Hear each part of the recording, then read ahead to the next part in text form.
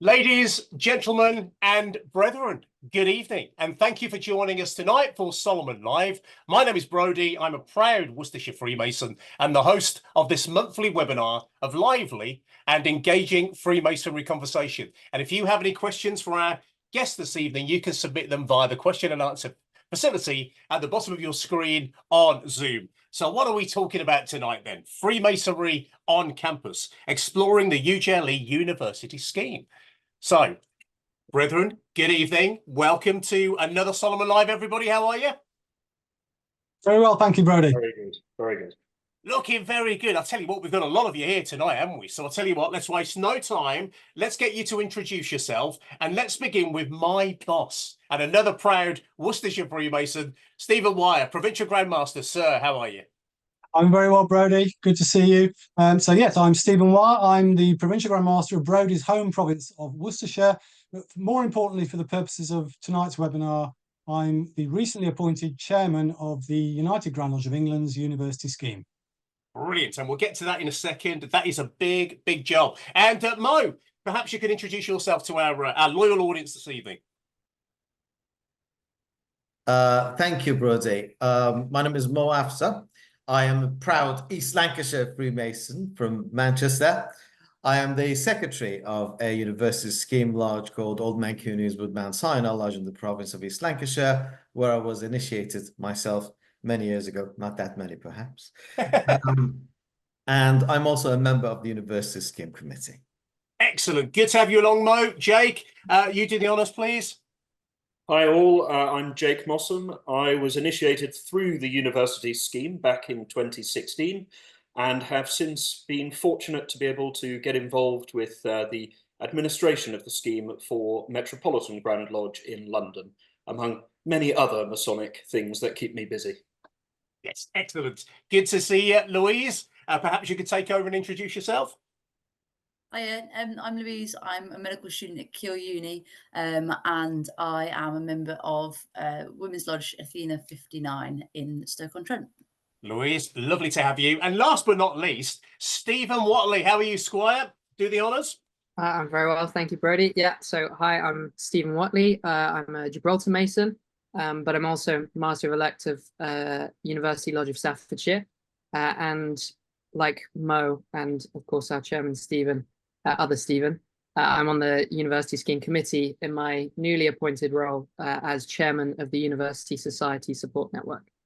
Excellent. And also, I mean, you know, I'll mention it for you. There's a little thing that we got going on in UGLE. It's called Craftcast, and you're one of the three hosts of that, aren't you? Indeed, they keep me busy. Yeah. So how do the other two lads feel about you doing a bit of moonlighting on this tonight? I mean, has that gone down? I mean, probably quite happy to get rid of me. I'm your problem. Well, listen, good to have you all here.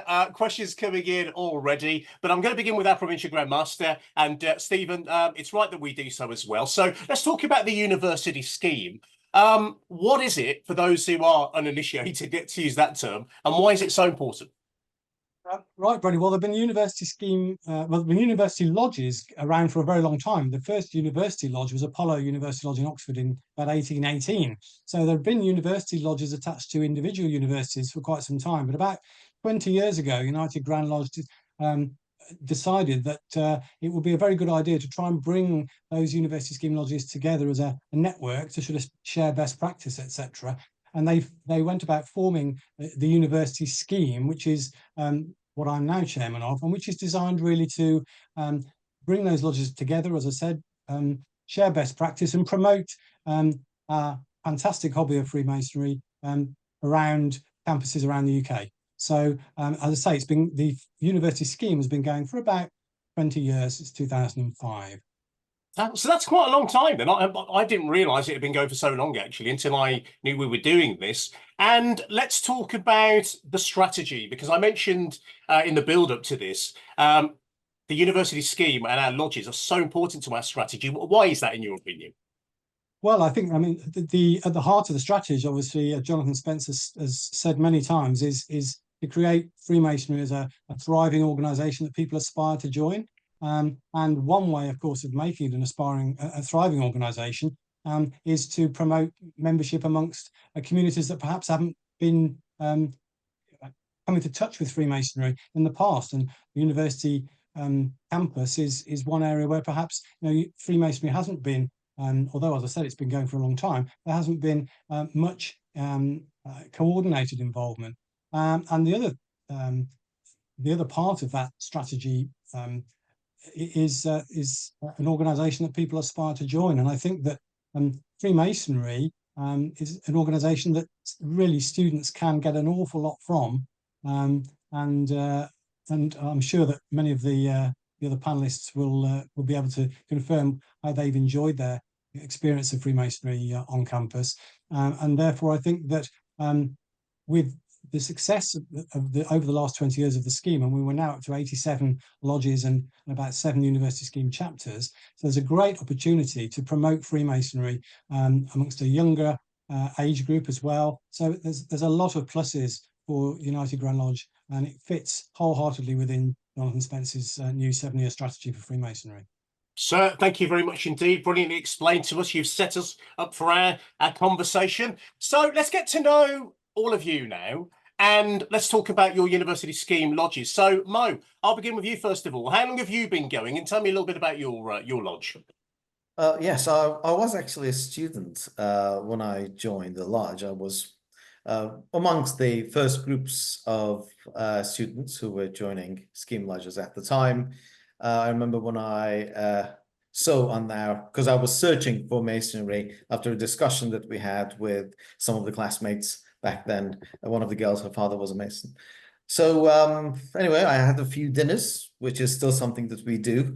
The members welcomed me so well. It was the 3rd time I asked, where do I sign? And then I, over the years, not only went through the chair, became the DC of the lodge, and I remained the secretary now for a good number of years for my sins. Well, I think you know how that's going to go, don't you? I don't think that's going to disappear from you anytime soon. So how many members have you got in comparison to, let's say, non-student members? What's the balance look like in your lodge? I mean, at any given time, depending on the influx of the new students, we have somewhere in the range of 15 to 20% students. Of course, some of them do graduate, as I did, and some stay locally, remain members in the same lodge, and some qualify and go elsewhere. But at any given time, we have that range of student and non-student members. Now, the wonderful thing about a lot of our lodges is the fact that you've got lots of people waiting to come in. And because of that, it brings its own unique challenges. How do you get them in? What multiple ceremonies are you experienced in those, especially with this being part of our strategy? Oh gosh, absolutely. Brother, I hardly remember a meeting when we've done single ceremonies. We do multiples. Sometimes we do very big multiples. 7s have been done in our lodge. I was one of 4 myself when I was initiated, and one of 5 when I was raised. The atmosphere is quite exceptional in not only my lodge, but most university scheme lodges that I visit, both in the lodge room and in the festive ward. The vibrancy is amazing. That's one of the most special things that I would recommend to anyone who hasn't visited yet to please do. You will see something quite different. Oh, Mo, that's lovely. Thank you. And Louise, let's spend a bit of time with you now. So let's talk about your lodge and maybe some of the, have you got any unique traditions in there? Anything that stands out about your lodge in particular, other than the fact that it's a part of the scheme? So my lodge is pretty new. We were consecrated in November 2022, I think. And I was lucky enough to be one of the founder members, which is really cool. And we've currently got 23 people registered, 7 of which are students. But we've got 8 waiting, with 3 students waiting as well. So we're at about 30% students. As far as traditions go, we've not really had chance to form any traditions yet, but quite a few of the members, including myself, are rugby players. So we had a festive board in the local pub watching the World Cup once.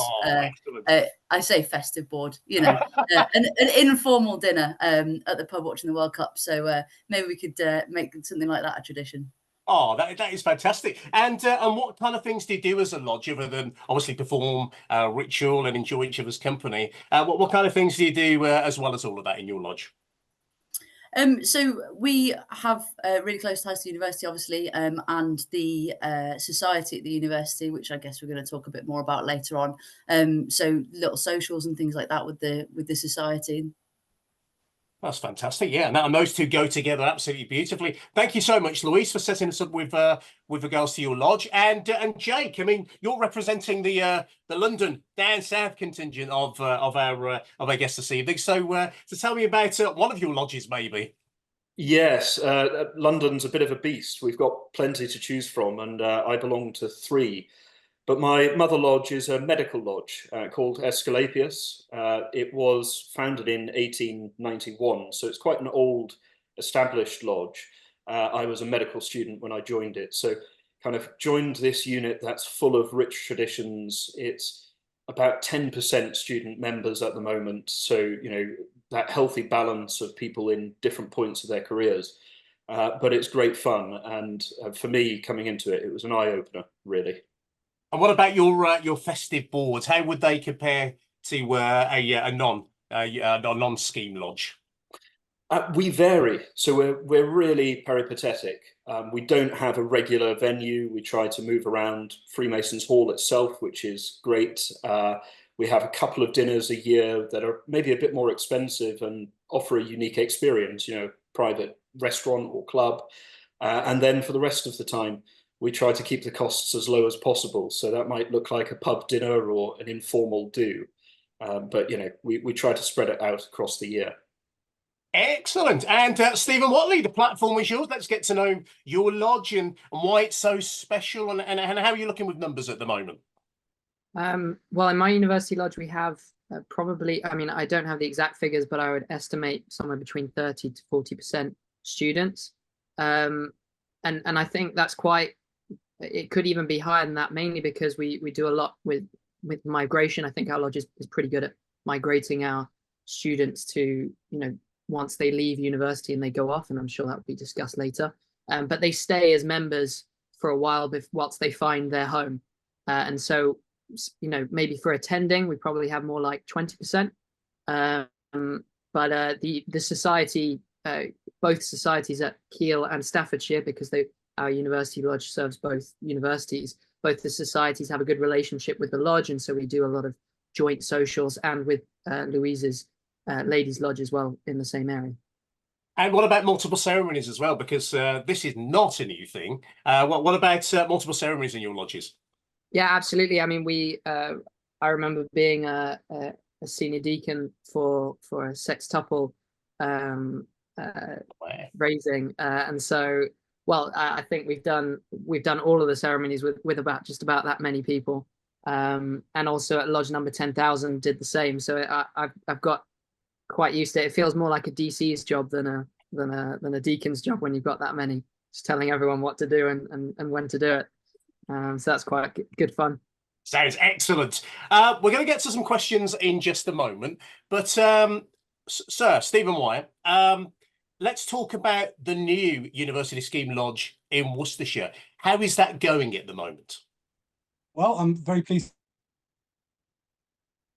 to say that it's now been officially sanctioned by the University Scheme. So St John in Bedwardine, which is based in Worcester itself, is the newest University Scheme Lodge. And as a province, we saw a great opportunity with Worcester University in particular, because some years ago it started out as a sort of teacher training college, really, but it's since developed over the last 5 or 10 years very, very quickly into one of the fastest growing universities in the UK, and they've recently opened a new medical school. So clearly there's a great opportunity there with a massive new influx of students to promote Freemasonry, and we felt that St John in Bedwardine would be a super mix for them. It's a good mix of both experienced and younger members in that lodge. We've got some really dynamic Masons there who I think will coordinate things and liaise with the student body at Worcester very well. And we always like to have open conversations on Solomon Live. What have been some of the challenges with this? Because everyone is joining us here this evening and probably start nodding their head when you start speaking. But there's always a few challenges, isn't there, with anything in life, really. So what have you found when it comes to this particular lodge? Well, St John in Bedwardine, we needed to make sure that all of the members were on board. It's very important, I think, with any university scheme lodge that everybody is fully behind it as a project. I mean, university scheme lodges do vary in their genesis really quite a lot. So some of them, of course, as in Louise's case, are consecrated as university scheme lodges, whereas other university scheme lodges have started out as regular lodges, for want of a better word, and have then sort of metamorphosed into a university scheme lodge for whatever reason. And we needed to make sure that everybody in the existing Lodge of St John in Bedwardine were happy with the move to it being the university scheme flagship lodge for the province. And I'm very pleased to say that to a man, they were all absolutely 100% behind it. Oh, but we did have to make sure before we really launched our business plan and approved it that they were all fully on board with it. Excellent. That is good news. Now let's get to our first question of Solomon Live. Thank you very much indeed. You can submit them via our question and answer facility. As always, I won't get to very many of them, especially when I've got a lot of guests this evening, but I'll give it my best shot. Richard Hill has been in touch. Richard, happy summer. He says, how do you try and get new Masons engaged with what would be their possible home provinces after and during study? Now, who wants to take that one? Anybody want to get in there first? Any takers? I'll choose someone. Sir, Stephen Wyer, what would you like to say about? Well, that's a very, very topical question, Brody, because it's something that in particular Mo and I have been working on in a small working group. Because one of the things we've done very well within the university scheme and the university scheme lodges over the last 20 years is recruitment. You know, we've really had, as you've heard, we've had multiple candidate ceremonies, lots and lots of recruitment of students into the university scheme lodges. One of the things we perhaps need to improve is retention, because university scheme members present a sort of a unique problem, because the third year of university is a very, very, as we say, can be a very challenging time for students. They're looking to take final exams. They're moving on to perhaps a new job in a new city or a new place of residence, and we need to make sure that Freemasonry, isn't just a hobby that you do for 3 years at university. It's at the start of a lifelong journey, hopefully, in Freemasonry. And one of the things that we really need to make sure we improve is making sure that our mentoring throughout those 4 years, however many it may be at university, is good, and that there is then a good process for migrating those students to their new home province, wherever that may be. So that's something that's exercising us quite a lot in the scheme at the moment. And let's talk about migration in a bit more detail, because it's fair to say, isn't it, Stephen, that it's not gone down well so far, has it? It's not been going in the direction that we wanted it to go, but now that's changing. Oh, I'm absolutely convinced that it will change. In United Grand Lodge of England, we're introducing a new national migration policy, which will mean that we approach migration very much in the way that we approach dealing with unsolicited candidates who come in via the websites to United Grand Lodge and provinces. And there will be a much more formal now way in which student members of university scheme lodges can be referred on to the membership teams of the new host provinces. So make sure we don't lose them in that transition between leaving university and starting and setting up home, starting a new job and everything in their new home province. So that's something that Mo and I in particular have been working on quite hard over the summer. And what would you like to add to that, Mo? Because that's your bag as well, isn't it? Really, that question. It is, and it's been quite an enjoyable adventure, as you mentioned, and Stephen referred to. We have been very successful. My lodge, we had so many applications that at the end we couldn't cope with the number of inquiries coming through. We therefore had to have an additional university scheme lodge in Manchester, of which I'm also a proud member, University of Manchester Lodge. And however, as the lodge gets bigger and you have more and more members, like we have nearly 70 members in one of the lodges already, the connections naturally become less frequent, and members could sometimes be more distanced by the fact that there are more people there, simple as that. So the concept of mentoring, the concept of engagement becomes a bit more challenging.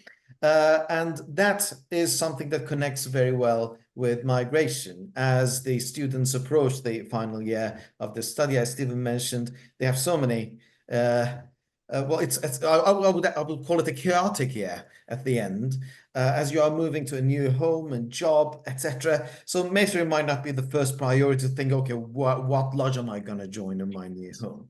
And that's where the engagement and mentoring can very nicely link with the concept of migration, which is now formalized, and the smooth transition between the original lodge and the destination lodge is going to be made so easy that not only the new Mason will find the new Masonic home in the new province of Met, but also that transition will be so enjoyable they will find new friends during that process.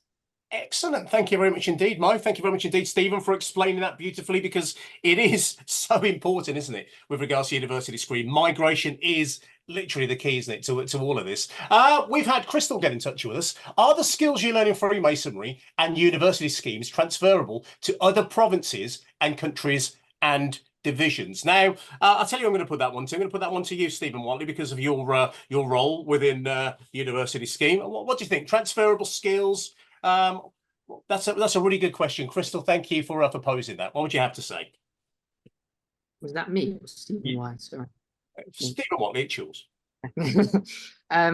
Yeah, I would say the university scheme lodges are obviously slightly different to, and we discuss that a little later, and we've already discussed it slightly, that they are a little different to other lodges, but the strategy of, attract, engage, etc., and obviously leading to migration as well, all of those things are really relevant across Freemasonry.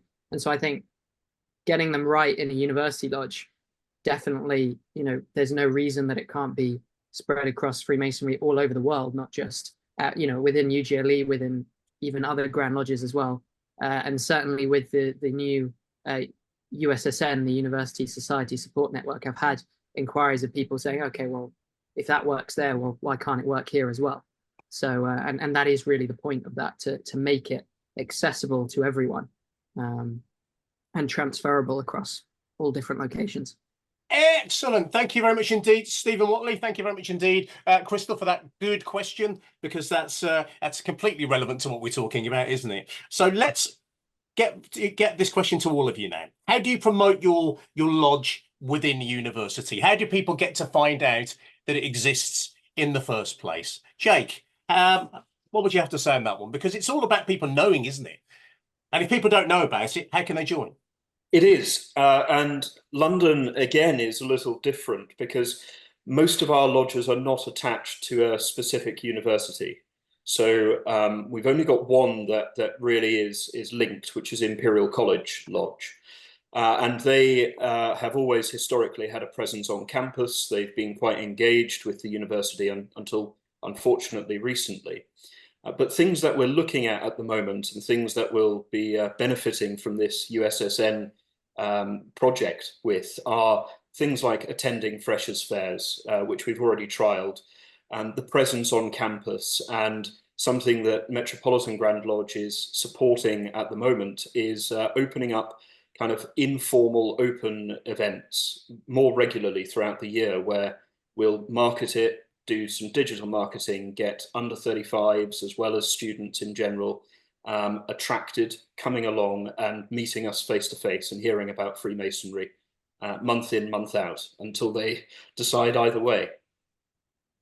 That's good. That's very, very good. Lots of work going on there. And it's not a one size fits all either, is it? Louise, what would you say? How do people find out about your lodge? Because there's many ways, isn't there, to attract new members? Yeah, I mean, Jake mentioned there, Freshers' Fairs. That's a massive tool for us.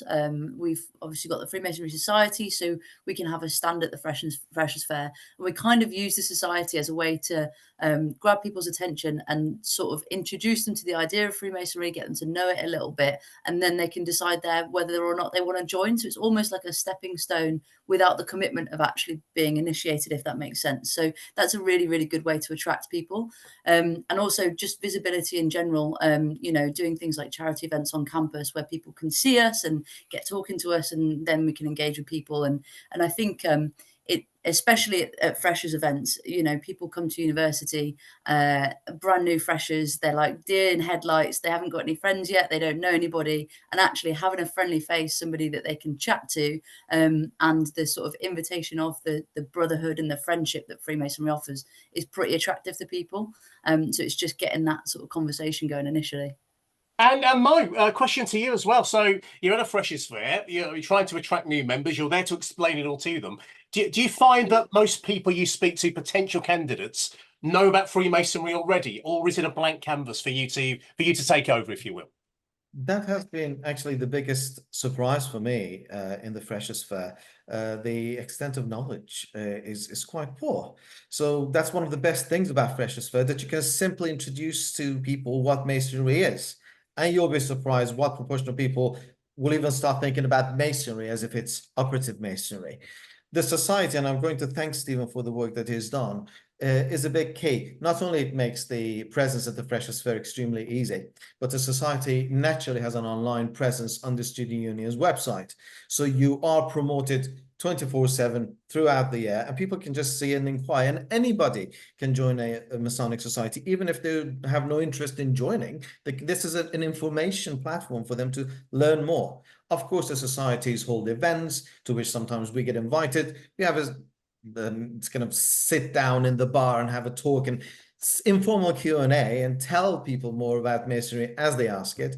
And then the open events that the societies hold, sometimes at the Masonic Hall, and non-members are invited to join us. And always the follow-up, which is absolutely key, because societies even have activities such as social media presence. In fact, they are encouraged by the student unions to have their own individual social media platforms, and that gets the word around.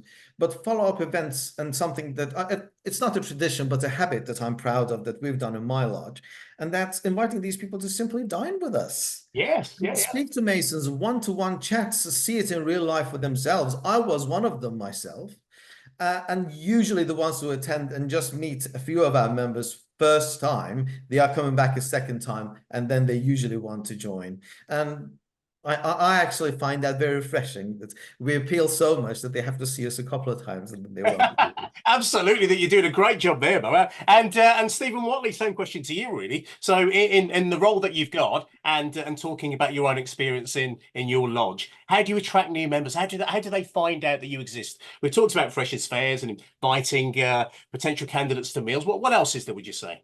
Well, I think a lot of the really key areas like freshers' fairs, like social media that Mo mentioned, really important things. A presence online, not just on social media, but through the university student union. And I think all of this, I mean, my opinion and the reason that we went about setting up this USSN is my opinion is that the key to attraction and engagement for student Freemasonry is having a society at the university. It's by far the most sort of enjoyable and efficient way of getting people interested and starting that conversation that Louise mentioned, just having a conversation about it. And I think probably the most important thing to highlight with that, particularly for people who aren't within the university scheme, is that a society is about interest in Freemasonry. There is no obligation to join. There is no obligation to take it any further than a conversation. But student societies exist in pretty much every university. They'll have a student union. You'll have football, rugby, fencing, religious groups. You name it. If there's an interest for it, there's a society for it. So why not have an interest in Freemasonry society as well? Absolutely, makes complete sense, doesn't it? Now, here's a question that I'm going to put to you, Stephen Wyer, sir. So this is from Miguel Godfrey, and he asks an interesting question. He says, "Have you experienced any pushback from the university or student union?" So, in other words, is there anybody out there who wasn't particularly welcoming us with open arms? Have you experienced any of that? Does that exist? I think in the past there certainly has been, and that's primarily been because of the perception that Freemasonry was a single-sex hobby, effectively, which of course we all know is a complete misconception. But that misconception did prevail for a number of years in some universities, I think. But I think what Stephen Watley has just been saying about university societies, Freemasonry societies, is absolutely key, because as I hope the presence of Louise on the webinar demonstrates today, university societies are completely multi-sex, as it were, and we have women's Freemasons university scheme lodges, and so I think that slowly but surely we are overcoming that prejudice that perhaps did exist perhaps 5-10 years ago, but I think we're slowly but surely and very patiently overcoming that and those barriers. One of the things that we haven't mentioned so far, Brodie, which I think probably is worth a mention, is that United Grand Lodge obviously is anxious to try and lower barriers to entry in terms of students joining Freemasonry. And one of the things that United Grand Lodge did a number of years ago was effectively to halve its fees for all under 25 Freemasons. And that, of course, is most university scheme members. So that's something that's worth mentioning, because clearly, students don't have a huge resources behind them, or like most of them don't anyway. And that's, again, I think a measure of the importance which United Grand Lodge attaches to the university scheme, and that effectively they've halved the entry fee in an attempt to lower those barriers to entry. No, thank you for bringing that up. That's an essential thing to talk about, isn't it? Especially with what students are going through and often trying to cut back on things. So no, sir, thank you very much indeed for that. Louise, let's talk to you for a few minutes, actually, because Stephen's given us a nice platform in order to do that. Now, you're the president of Kiel Freemasonry Society, and the first woman to take over that role. So congratulations on doing that. What's it like, that relationship with men and women? In other words, how closely do you work with each other? So the society itself, it's completely mixed. There's no separation at all. So it's a really nice place for sort of the men's lodge and the women's lodge to come together and sort of share that brotherhood that everybody has in their own respective lodges, but also then mix with people who aren't in Freemasonry and who are just interested, and kind of educate them a little bit and show them how friendly and great it can be. And we do joint events together, charity events and things like that, men and women both together. And what kind of things do you do as a society? You touched on that a little bit earlier on. So what kind of things do you do to get everybody involved? Probably more trips to the pub than that we should care to mention, but really informal social stuff like that, on top of the sort of more formal, if you like, dinners and interest evenings where we go to the lodge and show people around and stuff and introduce them to it that way. We also have the other side of it, which is the really social stuff. Go and watch football matches and rugby matches, go to the pub and have a couple of pints and just get to know each other. Absolutely, it's what it's all about, isn't it? The social side of it is as important as anything else, isn't it? That fellowship. And when it comes to talking to prospective members, whether it be for the lodge or the society, do you find people are surprised that there are women Freemasons? Because I still find that. Do you find that? Yeah, definitely. So exactly as I forget who said earlier, it is quite shocking how little people know about it before they're exposed to it, and people don't know anything really about Freemasonry, and they either think it's some secret society that you can't talk about, or that it's to do with actual masonry. So yeah, there's a lot of people who are surprised that women can be Freemasons, and I think me being the first female president of a Freemasonry society shows that we're moving in the right direction and we're taking a step forward, and we're managing to challenge those perceptions, like Stephen was just saying about how it is a boys club and things like that, because it's just not. It may have been in the past, but it's certainly not now. So yeah, that visibility and just challenging that is really important. Oh, well, you're doing a great job, Louise, and I know for a fact you are, because you were a familiar name to me before coming on here tonight. So and so forth. So keep doing what you're doing. So let's spend a bit of time with you, Stephen Whatley. Let's talk about the role of the university's society support network. I mean, that doesn't exactly roll off the tongue, so I understand why you abbreviate more often than not. Explain what it is for me, if you don't mind, for those who are joining us this evening and don't know what it's about and its role within the university scheme. It's funny you say that about the name. I really tried to find a different one that was shorter, but frankly, you've already got university scheme, and that just about sums up everything else that it's about. So I was left with no choice, really. Yeah, so I mean, we've discussed a lot about societies, about the attraction and engagement process, and that's really what societies focus on. Societies isn't about migration. It isn't about anything but getting people interested in Freemasonry, and then once they're, you know, interested, enjoying it, whether that be just within the society or within their lodge as well. But I mean, I found at least that I have some experience in running student societies in other, not just Freemasonry, and other things. So in fencing and chess, which are my passions at university as well. And it's all, you know, we've discussed the great things about a society, but what we haven't discussed is that it's a lot of work, and that there is a downside to it. It is not easy to run. Yeah. And generally, most Freemasons won't know how to run one, because the sort of the student union, the way that universities are set up, a lot of people from my university lodge, for example, when they were at university, if they were at university, it wasn't set up that way. And all of the red tape that you have to go through, you know, all of the administration, you know, all of the organizational stuff that you have to do, it's not easy. And I feel quite passionately that we've got so many Masons who want to help, and they want to put in their time to better the future of Freemasonry. That responsibility shouldn't fall to students who don't have that time, who have joined recently, who just want to enjoy their Freemasonry. And so the point of the USSN is to empower student Freemasonry, so they can just enjoy their time, and they don't have to do all of this laborious stuff. And the wonderful thing about the name, and I was only joking earlier, but the wonderful thing about it is the support that you have within the name. I mean, that's essential, isn't it? That's exactly the point of it. So it's supposed to provide a centralized resource. Came up with the idea at the previous university scheme conference a couple of years ago, and I spoke to the president at the time, Right Worshipful Brother Sir David Wotton, and we discussed it, and he said, "Well, go for it. Let's see what happens." Typical yes if attitude from him, you know, as it should be. Go for it, give it a go, and we'll see what happens. And so I started talking to people, working out what problems people are encountering.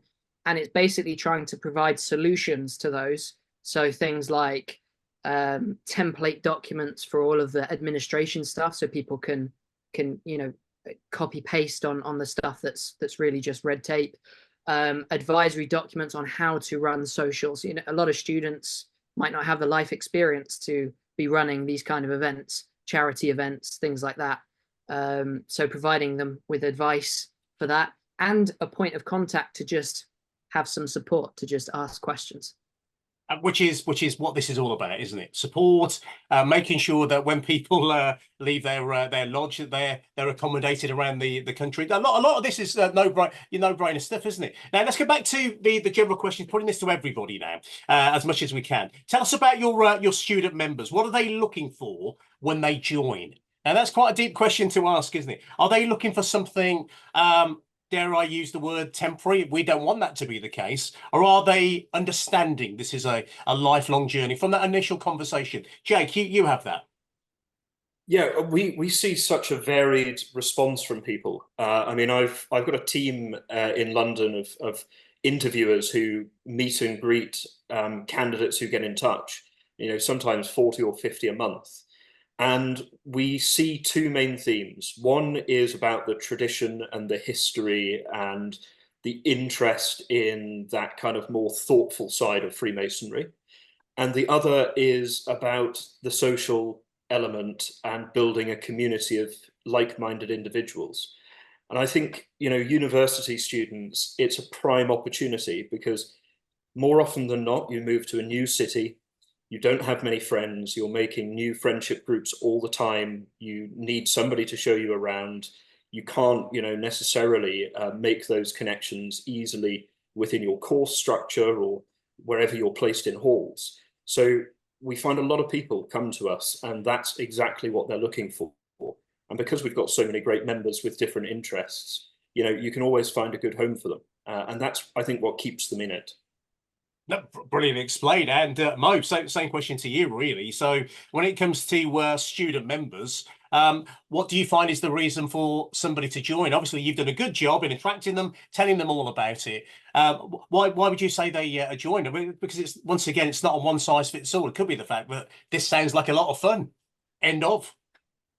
Yes, indeed. I mean, what Jake said very much resonates with what we've experienced here in East Lancashire as well. Friendship is the prime reason, and the friendships that last after they become members, especially with multiple ceremonies, that they start together and carry on with the journey together. But perhaps one, which is an extension of the other point that Jake made, was that many of them actually from very early in the Masonic experience start taking part in running the meetings. And they simply invited to rehearsals. They offered if they would like to take part, and many of them do. And some of them, I hate them, do such a great job from day one that you want to see that again, please. So yeah, so they actually add a lot from day one, and they sit together. The circle of friendship extends further and further as the new member comes, and they are welcomed now by these members who are 6 months more experienced. So and this chain of friendship just carries on forever. So I would say primarily friendship, and then the secondary point will be the tradition. As soon as they're exposed to, they like it even more. And Stephen, what's your take on that? Because it's interesting, isn't it? How we've all got slightly different stories when it comes to the reason why people join us in the first place, especially when it comes to the university scheme. Absolutely, Brodie. I mean, the great thing, one of the great things about Freemasonry, and why it's so unique, is that it's such a broad church, and you can get so many different things from it, and you can pursue different avenues within it as much or as little as you want to. So for some people, they just love the social aspect. They love to come and dine with other like-minded people. They love the social events, and that's primarily why they love Freemasonry, although they probably enjoyed the ceremonies. Whereas other individuals, as soon as they, as Mo said, as soon as they start to or begin to understand some of the philosophy behind Freemasonry, the great history and traditions within Freemasonry, they really start to get involved and to develop their interest in that side. And some people just love dressing up and acting. Yes. And you can do that as well. So, I mean, Freemasonry, is so many great things to different people, and it's such a broad church, and that's one of the unique and wonderful things about it, I think. Absolutely. We've got time for 2 more questions. Can you believe it? I mean, look at the time here. It's gone in the blink of an eye, which it always does. So let's talk about the future now, future plans. So Stephen Watley, I'm going to bring you back in on this one. So when it comes to your scheme and your support network, what are you looking forward to in the future? What can we look forward to in the future? Well, I mean, personally, I think the university scheme is a massive part of the future of UGLE. It's how you bring in and attract and engage students in Freemasonry these are the people who will be giving 50-year certificates to in 50 years' time. Yes. These are the guys that are going to be in it for the long haul, hopefully, when they really start to enjoy their Freemasonry. And my view is that societies, and therefore the role that the USSM plays, could be a really major part of that. And I've always thought that you never really know the impact that you have at these things. Sometimes freshers fairs, they're viewed on very quantitative sort of results. Oh, we had this many signups, we had this many, conversations, whatever. At the end of the day, I don't think you ever know the impact that you'll have, because, I could have a conversation with someone who's 18 and they thought that it was a sexist organization, or they thought that they had some kind of misconception. We break down that misconception, we have a good conversation, but ultimately they decide it's not for them. 20 years time, 30, 40 years time, their son is interested, or their grandson is interested years later. And they say, oh, Dad, Granddad, I saw this today. What do you think? And instead of saying, oh, not that bunch of rubbish, they say, well, oh yeah, actually, when I was at university, I spoke to them. And so you really never, there's no way to quantify the impact that the work that we're doing has. So I think it's all about, for me, with USSN specifically, making it as easy as possible for students to enjoy their Masonry, take the pressure off them, and just get to go on this lifelong adventure. And just enjoy it. Yeah, and exactly. Stephen Wyer, we spoke at the beginning about your role within the university scheme. What excites you about the future? Brodie, it's so much. I mean, as Stephen Watley was saying there, there's just a great opportunity, I think, now, particularly with the work we're doing in migration, really to introduce so many more brethren to the lifelong journey that is Freemasonry. As chairman of the university scheme, I have to pay tribute to the presidents and the past presidents and past chairmen who built that scheme up over the last 20 years into the 87 lodges and 7 chapters we have now. But as I think Jake was mentioning earlier on, there's another 7 prospective university scheme lodges in London. We've got other, I know, irons in the fire all over the country. I've had inquiries from other grand lodges around the world about setting up their own university schemes all over, literally all over the world now, because they've seen what impact we've already had in the United Grand Lodge in England and Wales. And I have absolutely no doubt that with the enthusiasm that people like Jake and Stephen and Louise and Mo and many others have shown, that the future of the university scheme is extremely bright, and the future for Freemasonry on campus is very bright for the future. Oh, exciting times. It's not just something nice to do. This is part of the future of Freemasonry and our important strategy. Final question then, and I can't believe it's time to put this question to you. What would you say to someone wanting to join or found a university scheme lodge? Mo, you first of all. I will say do it and do it. It will be the best thing you've done in your masonry. Absolutely. Getting involved with the scheme, whether it is in terms of joining it or whether it's in terms of running one or establishing one, both for me I've been involved in both aspects, and I've enjoyed both so much that I would like to do it again. So if your lodge wants to join the scheme, perhaps you can call me. Liking it. And same question to you, really, Louise. So what would you say to someone wanting to join a university scheme lodge, or indeed set one up if their university hasn't got one already? I think, as the guys have already alluded to, young people are absolutely the future of Freemasonry. You know, if we're not getting young bucks through the door, there will be nobody left one day. And I think the university lodges are a really good way to sort of address that and to really harness young people. And, you know, universities are full of curious minds, people who really want to explore the world a little bit more. And I think that's a really good opportunity. And Jake, your experience, what would you say? Somebody who wants to join a university scheme lodge, maybe a little bit nervous, because it can be quite nerve-wracking, can't it, to make that step? It can, and I think, you know, I would say go for it. And the major caveat, I would say, a lot of the listeners out there won't fall into the category of young Masons. They might not be students. They might not be involved in university life at all. But actually, our lodges, that's a core backbone of many of them. You know, we need more experienced Masons. We need that complete spectrum of the craft. So whoever you are, whatever your interests, you will find that you're welcomed, and you will find that it's a fun and, I think, stimulating addition to your Freemasonry. Wonderful. And Stephen Watley, your take on either a university scheme or getting someone involved? I think through the USSN, we've got support for attraction engagement. Through the new migration scheme, we've got support for retention. The support is there. So if you're passionate about the future of Freemasonry, then, you know, get involved and use this support and, you know, be part of this really exciting. And final word from Stephen Wyer. So we talked earlier on about the new university scheme lodge in Worcestershire. What would you say to somebody watching this right now who would like to do the same for their university? What would you say, sir? Absolutely. Contact us. We'd love to hear from you. And as Stephen Watley's already said, there's lots and lots of support and help available. Nobody has to do this on their own. We're all in it together. And let's take Freemasonry on campus forward together. And I think it's a brave new world in terms of university scheme Freemasonry. It's going to go from strength to strength. And that is Solomon Live, Freemasonry on campus. Stephen Wyer, Jake, Louise, Stephen Watley, Mo, have you enjoyed your Solomon Live experience? I can take it, honestly. Have you enjoyed it? Absolutely. Very much. Well, I do like Craftcast, but yeah, it's all right.